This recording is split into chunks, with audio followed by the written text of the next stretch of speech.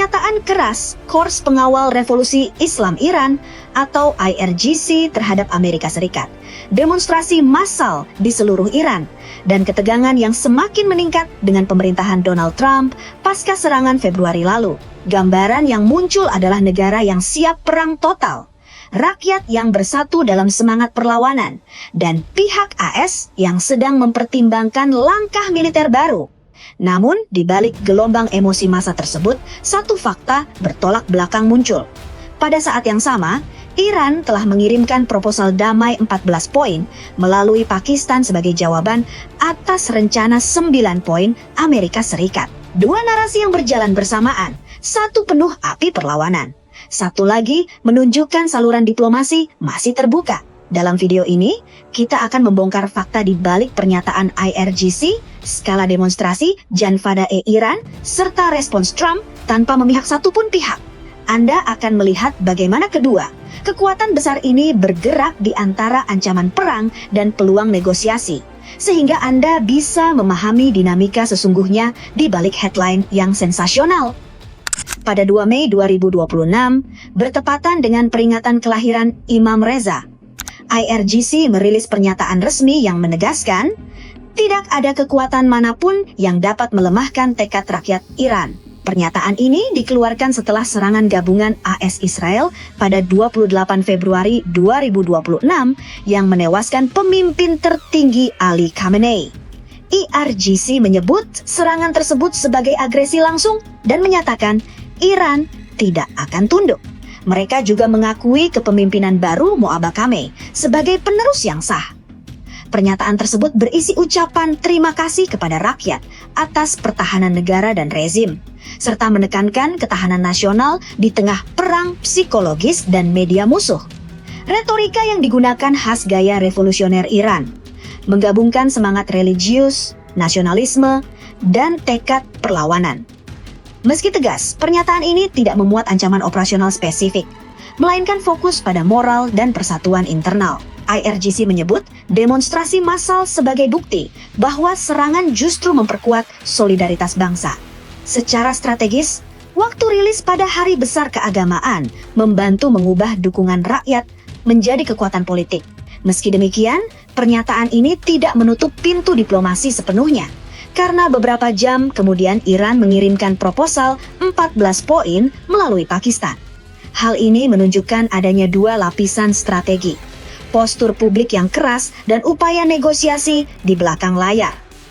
Dari sudut pandang netral, pernyataan IRGC berfungsi sebagai alat konsolidasi internal pasca kehilangan pemimpin tertinggi, sekaligus sinyal ke luar negeri bahwa Iran tetap tangguh. Namun, efektivitasnya masih tergantung pada apakah aksi nyata mendukung retorika tersebut atau tidak.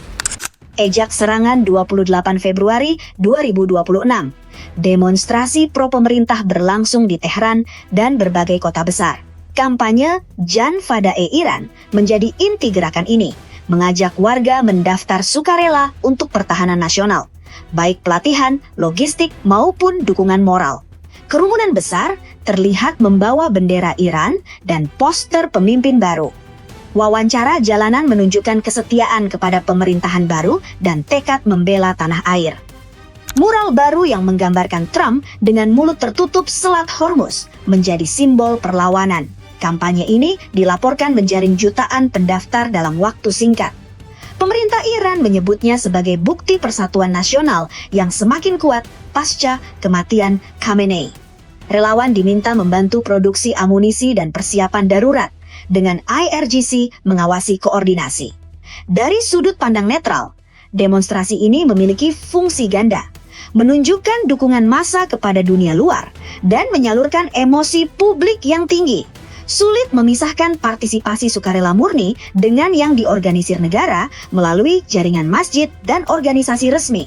Skala massa memang besar, namun akses media independen terbatas, sehingga verifikasi angka partisipasi menjadi sulit. Kampanye Janfada-e Iran memperkuat narasi perlawanan, tetapi juga menunjukkan bahwa Iran sedang mempersiapkan masyarakat untuk skenario konflik berkepanjangan. Di sisi Amerika Serikat, Donald Trump merespons perkembangan tersebut dengan pernyataan yang campur aduk. Ia menyebut Iran telah decimated atau hancur akibat serangan Februari, namun tetap membuka kemungkinan serangan baru jika diperlukan. Trump menyatakan bahwa ia sedang mempelajari proposal 14 poin dari Iran yang disampaikan melalui Pakistan. Proposal Iran mencakup 14 poin sebagai jawaban atas 9 poin yang diajukan AS sebelumnya.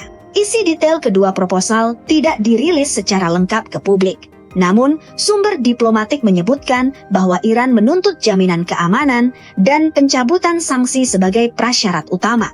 Trump melalui Truth Social menyatakan bahwa ia locked and loaded dan akan memberitahu dunia jika memutuskan langkah berikutnya. Ia juga menekankan bahwa Kongres tidak perlu menyetujui tindakan militer karena situasi dianggap sebagai kelanjutan dari konflik sebelumnya. Secara faktual, situasi diplomasi masih berjalan.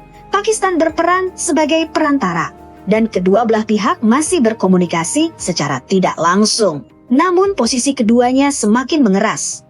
Iran menuntut pengakuan atas kedaulatan dan penghentian ancaman, sementara AS menuntut pembatasan program rudal dan nuklir Iran yang lebih ketat. Dari perspektif militer, IRGC disebutkan masih memiliki kemampuan rudal balistik yang signifikan meski fasilitas utama rusak. Diskusi tentang kemungkinan serangan balik Iran terhadap kapal di Selat Hormuz atau target regional tetap menjadi topik spekulasi analis. Trump juga menyebutkan bahwa ia tidak puas dengan harga yang telah dibayar Iran atas tindakan masa lalu. Pernyataan ini menunjukkan bahwa faktor sejarah, seperti tuduhan dukungan Iran terhadap kelompok proksi, masih mempengaruhi keputusan AS. Situasi saat ini adalah keseimbangan yang rapuh antara postur militer kedua pihak dan upaya diplomasi yang masih berlangsung di belakang layar. Tidak ada pihak yang secara terbuka menyatakan keinginan perang total, namun keduanya juga tidak mau terlihat lemah di hadapan publik masing-masing. Konflik AS-Iran 2026 bukan hanya pertarungan militer, melainkan ujian bagi sistem internasional pasca Perang Dingin. Satu pihak mengandalkan superioritas teknologi dan aliansi regional. Pihak lain mengandalkan ketahanan internal, dukungan massa, dan kemampuan asimetris. Kematian Khamenei telah mengubah dinamika internal Iran, namun tidak serta-merta menghancurkan struktur kekuasaan. Dalam 30-60 hari ke depan, kemungkinan besar kedua pihak akan tetap berada dalam mode siaga tinggi tanpa eskalasi langsung menjadi perang besar. Proposal 14 poin Iran kemungkinan akan dibahas lebih lanjut melalui jalur tidak resmi. Jika tidak ada terobosan diplomatik, ketegangan di Selat Hormuz dan wilayah sekitar akan terus meningkat.